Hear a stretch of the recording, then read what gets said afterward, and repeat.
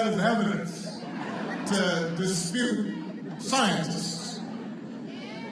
That over time what happens is that you produce a nominee who's all about obstruction and insults and makes up his own facts.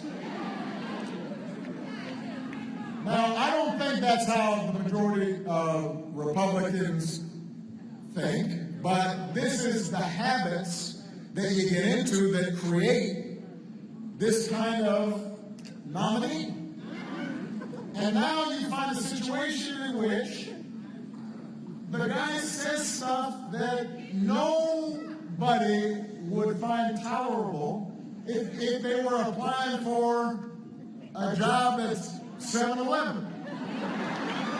Or I don't know what job, if you were kind of vetting somebody for a job, and then you heard what somebody said on tape about women, set aside what they were saying about that stuff, that you would hire that person for that job. And the fact that now you've got people saying, well, we strongly disapprove. We really disagree. We find those comments disgusting. But we're still endorsing it. We still think he should be president. That doesn't make sense to me. Now, I hear then some people saying, well, I'm a Christian and so I'm all about forgiveness because nobody's perfect. Well, that is true. I'm certainly not perfect. Nobody's perfect. And I, too, believe in forgiveness and redemption, but that doesn't mean I'm going to elect the person president.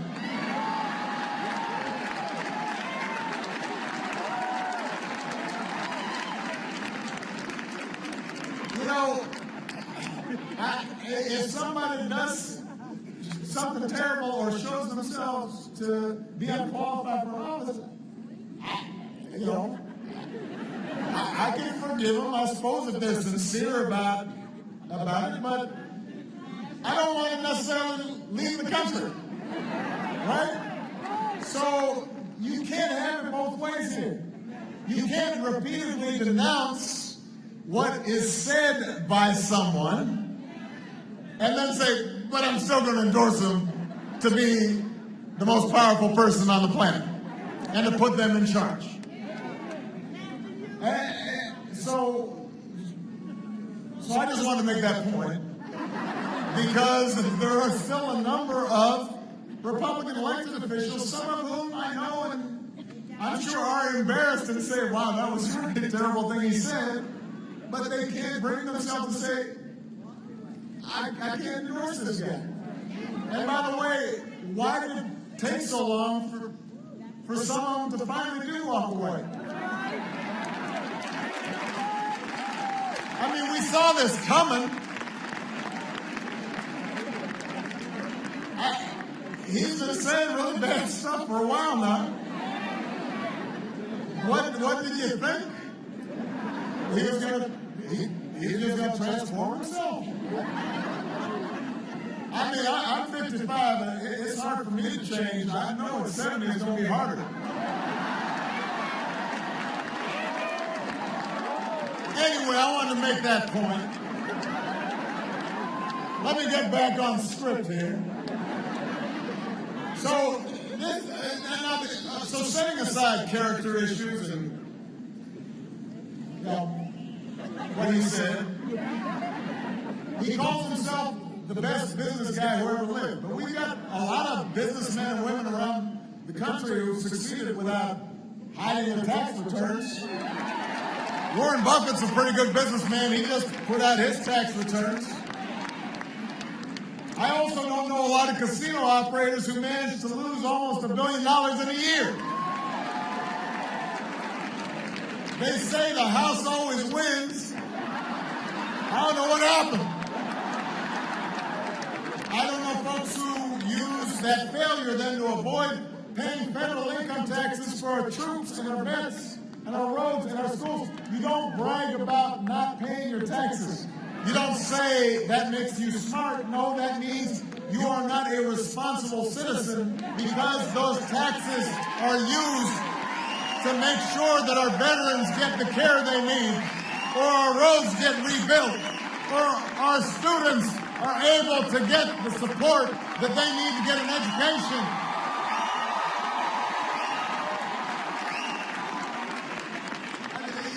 When I hear somebody say they were rooting for the housing crisis because, hey, that's called business, or filed bankruptcy 6 times, which let him get out of paying for what he owed small businesses and their workers, when your concern isn't for the family facing the hardship of foreclosure of the small businesses and communities that depend on them, but rather how you might get over and make a buck off it, then okay, you know what? Maybe that's your kind of business, but that's not the spirit you bring to the highest office in the land. You shouldn't be president of the United States. And a guy who spent 70 years on this earth showing no regard for working people is not going to suddenly be the champion of working people. If you want a leader who actually values hard work and values working Americans, if you want higher wages and better benefits and a fair tax code and equal pay for equal work for women and stronger regulations of Wall Street, then you got to vote for Hillary and you got to vote for Deborah. That's what I'm talking about.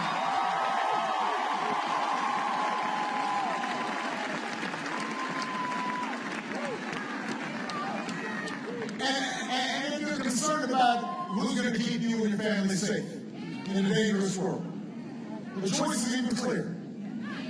Hillary has worked closely with our intelligence teams and our diplomats and our military. She'll see to it that our troops finish the job of defeating ISIS.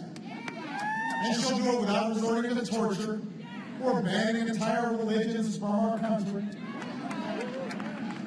She's got the chops, she's got the temperament, she's got the knowledge to be the next commander-in-chief. And then you've got the guy who insults POWs and attacks the Gold Star Mom and calls our troops and our veterans weak. He doesn't know, apparently, the men and women in uniform who make us strong. And then brags, cozies up to dictators. Tells our allies we might not be on their side unless they pay up first. Look, he may not make good on his promises, but the United States of America has to make good on ours. And he might be up, I guess, at 3 a.m., but that's because he's tweeting insults at somebody who got under his skin instead of getting a decent night's sleep so he can be ready in the morning to do the job of being president of the United States. Come on. He's not. He is not fit to be commander-in-chief. And he's certainly not fit to lead the world's greatest democracy. Let me say this, and this has been remarked upon, and this is serious business. You know, when in the middle of a debate you threaten to put your political opponent in jail,